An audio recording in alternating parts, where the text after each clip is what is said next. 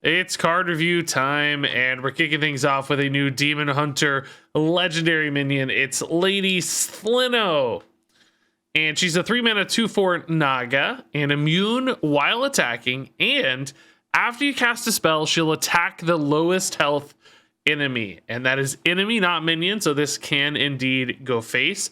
So this has weirdly similar Flame Waker vibes in a lot of ways. This boils down to being a Flame Waker, dealing 2 damage when you cast a spell because her attack is 2.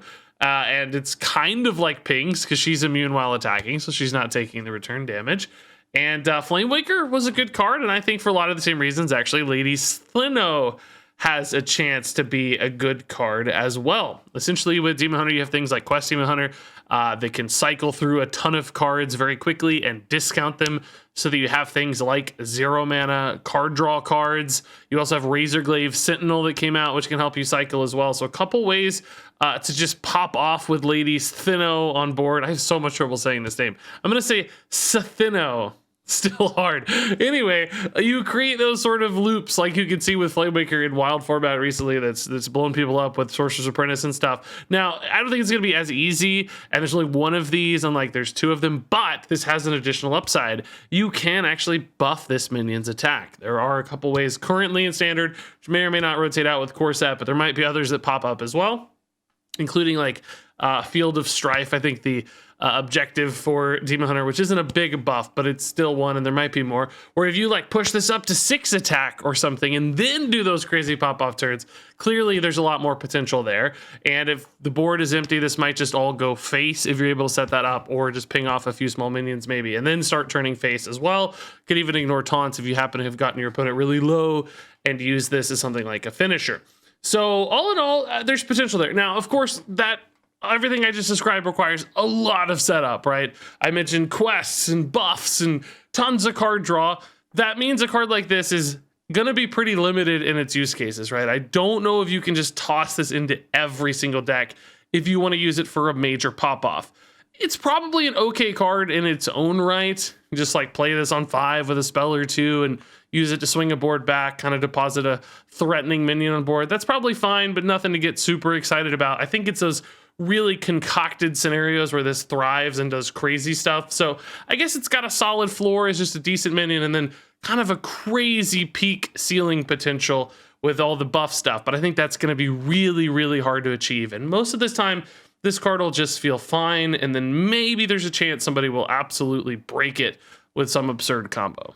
So next up here is Pirate Admiral Hooktusk, a new rogue legendary pirate. She's an 8-mana 8/8 this time around. She got thick, she got buff.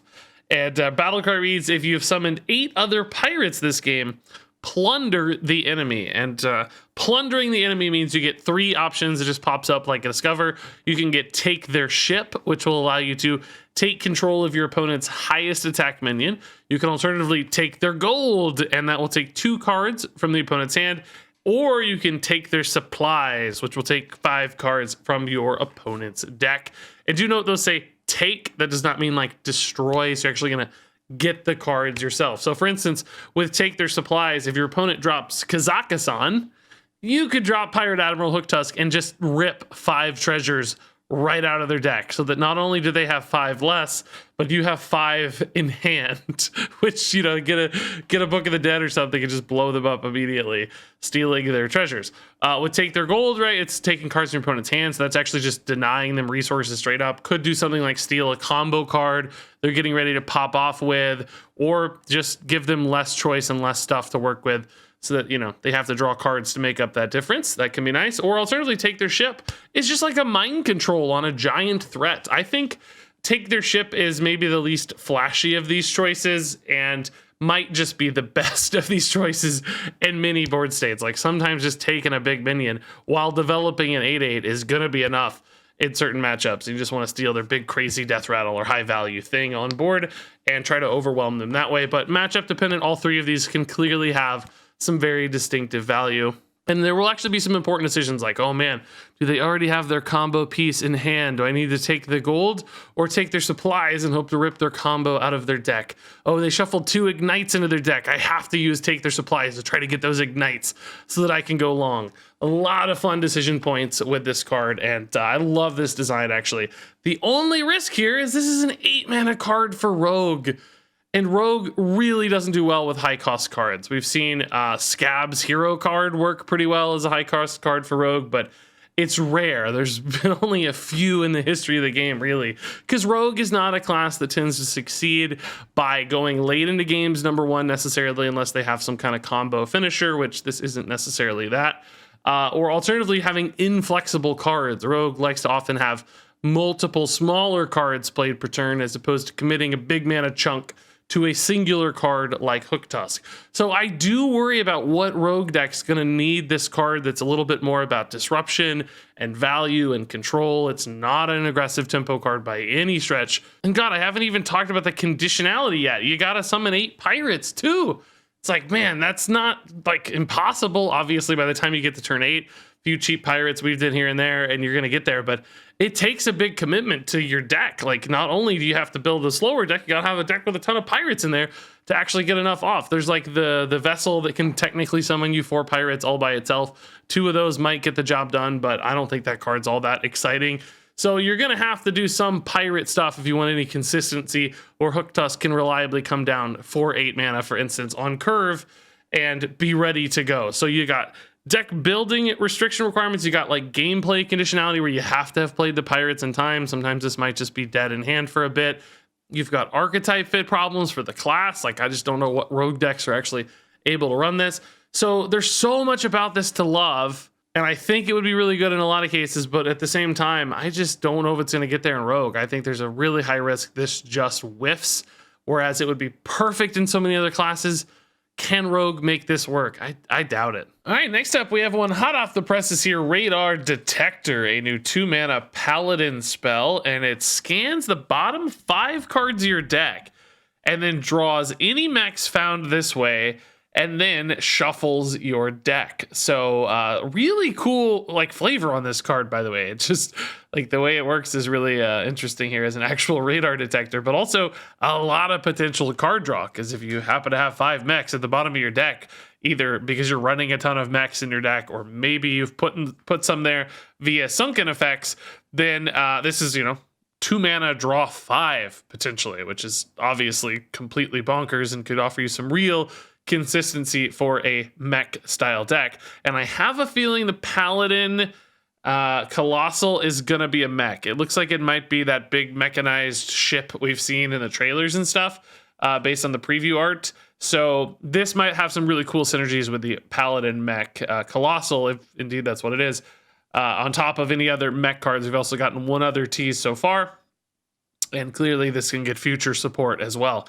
And, we don't have a mech paladin deck lined up right now that makes a lot of sense, but it doesn't matter. When you have card draw that's potentially this efficient, that is always something to keep an eye on. So anytime a paladin mech deck comes along, this is obviously going to be a card that makes way too much sense for it. It's not necessarily something you're excited to play on turn 2, I think, but as a reload or just combo finder, all kinds of options for this one make it a very, very efficient and powerful card draw tool, which tends to find a lot of success in Hearthstone. So next up here for Hunter, we have the Barbed Nets. And I'll be honest, for like 6 hours, I thought this was a Demon Hunter card. Something about the Naga just looked Demon Hunter-y to me, but it's a Hunter card, 1-mana spell, deal 2 damage to an enemy, and if you played a Naga while holding this, you get to choose a second target. So this can be a nice little ping on 2 minions, for instance, maybe some damage face and clear a minion at the same time, as long as you've got some Naga action happening in your deck. And this card's pretty cool because it's really just an arcane shot at a base, and then if you happen to have Naga'd, it's got some upside. And Arcane Shot is a card that gets played very consistently in Hunter. Even today, even in wild format with tons of power creep, Arcane Shot still makes sense in Quest Hunter builds. And I think Barbed Nets would make a lot of sense in Quest Hunter builds as well. It's a pretty natural fit. The only downside is that it doesn't have a spell school for something like Multicaster, but I don't think that's a huge problem to overcome. I think it's still a pretty efficient and high utility card with some additional upside over an already proven good card. Now, can this go 4 to face? I've seen a lot of debate about this. To me, second target sort of implies that it can't go face twice for 4. We did already see some different language in a different card with the word different previously. I think second still implies the same sort of thing because different wouldn't quite have fit as nicely in the card text there. So I think they do need to be distinct targets. I guess if this can go face for 4, that makes it even stronger, but I already think it's a really solid option. Lady Sathino is a 3-star card. Pirate Admiral Hooktusk is a 3-star card. Radar Detector is a 4-star card. Barbed Nets is a 4-star card. And there you go, folks. That wraps it up for review number 8. I think we're on 8. I think it's 8. So these legendaries, I like these designs pretty well. There's a lot to kind of play around with here, but at the same time, I just don't know how well they're going to fit or how consistent they're really going to be. It seems like they require a little bit too much commitment for their payoffs, particularly Hooktusk. Just, man, Rogue is a tough fit for that one. I'm just not seeing it quite yet. That said, I'm curious. Do you think they're going to get over the hump? Can you build a deck that's going to make these reliable enough and make them good? Because I think the ceilings are really high. Just you got to reach that high, and it's tough sometimes. So share your thoughts in the comments below. Thanks so much as always for watching, and until next time, game on.